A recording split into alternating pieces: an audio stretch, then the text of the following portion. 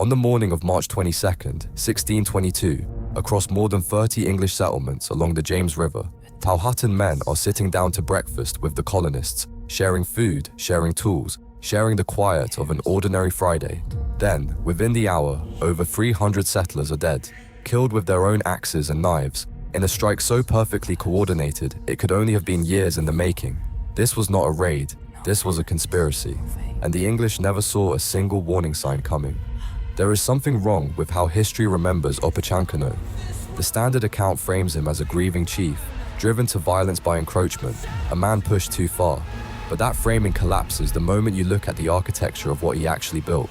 Because what happened on the morning of March the 22nd, 1622, was not the explosion of accumulated rage.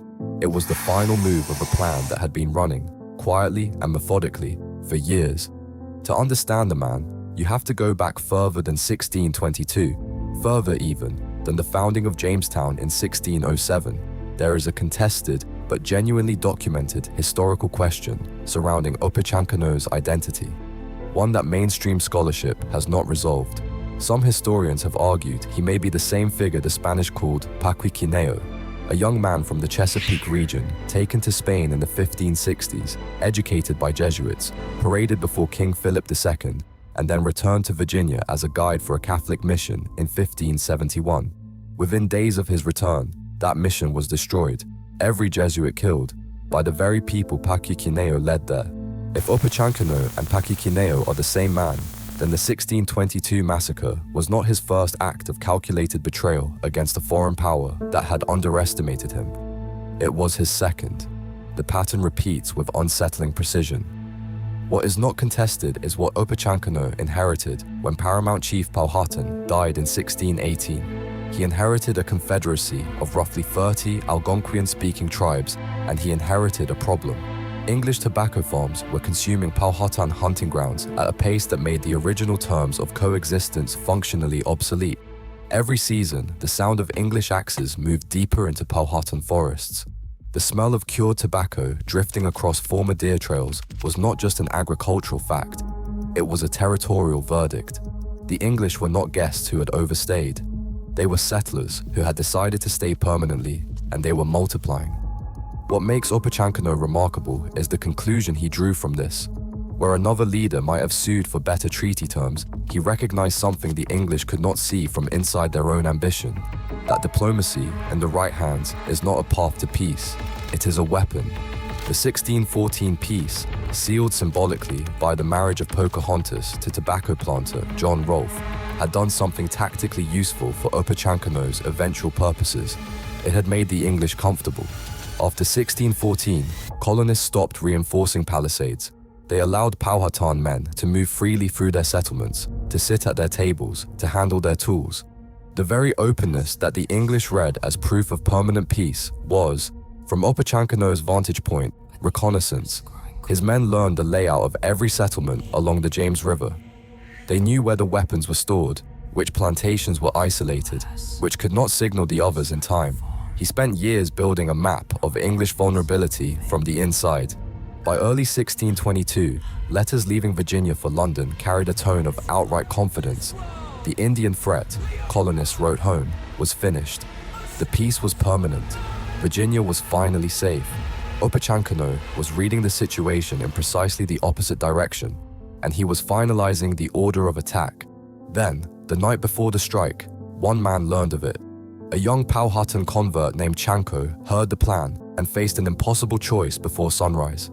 Whether his warning travels far enough and fast enough will determine who sees the morning of March 22nd and who does not.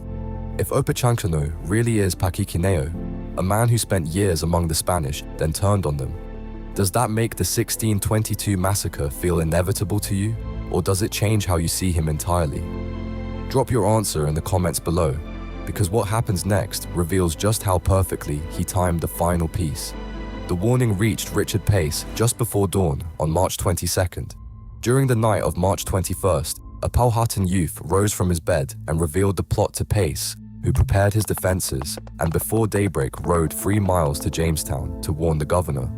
3 miles. That is exactly how far the warning traveled in time. A single defection, Just one warning to the English could have spoiled the entire plan. And in fact, there were several alerts, including one that would later be attributed to a man named Chanco, but it came only at the last moment, with no chance to sound a general alarm. Jamestown barred its gates.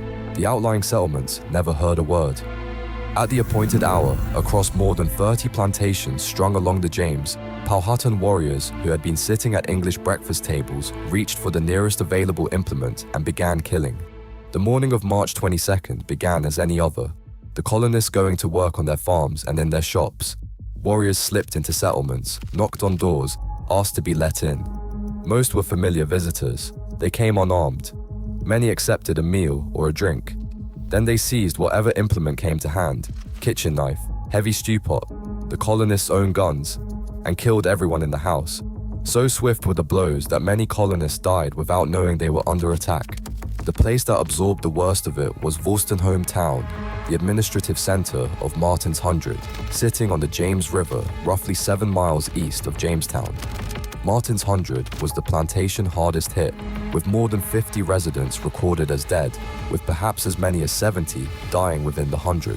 The settlement was so thoroughly destroyed that it vanished from the historical record for more than 3 centuries. A colonial Williamsburg archaeological team, led by Ivan Noel Hume, unearthed it in 1976. What the excavations produced was not just a ruin, it was a forensic record. The ground revealed graves of 48 settlers, some hastily buried after the massacre, others in coffins with gabled lids similar to English coffins from the same period, skulls bearing the marks of heavy blows, skeletons deposited 4 to a grave, without ceremony, without time. The ground at Wolstenholme Town does not argue about what happened, it simply shows it. Out of approximately 1,250 English colonists in Virginia, 347 were killed on March 22, 1622, mostly before noon, and hundreds more would die in the following months from malnutrition, starvation, and disease due to the destruction of their crops and further periodic engagements, nearly a third of the entire colonial population in a single morning. The plan Opechancanough had spent years constructing, executed with the precision of a military operation, because that is exactly what it was. Now the conspiracy's consequences became as significant as the conspiracy itself. The English response was not measured. It was not reconstruction. Governor Francis Wyatt launched retaliatory campaigns designed not to defeat the Powhatan militarily, but to starve them, burning crops, destroying food stores, laying waste to villages across multiple seasons in a deliberate scorched earth strategy. Warfare and disease caused the Powhatan population to continue dropping from a high of around 25,000 in 1607 to a few thousand by the 1630s, and many of their villages were abandoned. The morning of March 22nd killed 347 colonists. The decade that followed killed a civilization. The political consequences in London were just as irreversible. In 1624, the Virginia Company lost title over the colony to the Crown of England, making Virginia a royal colony, and from that point onward, imperial concerns intruded into Virginia's relations with Native Americans and affected every policy the Virginia government pursued. One morning's violence had collapsed a corporation and restructured an empire's colonial architecture. The Virginia Company had sent thousands of settlers across the Atlantic and spent decades building a commercial foothold in the New World. Opechancanoug's operation ended it in hours. And then there is the question that historians still cannot definitively close.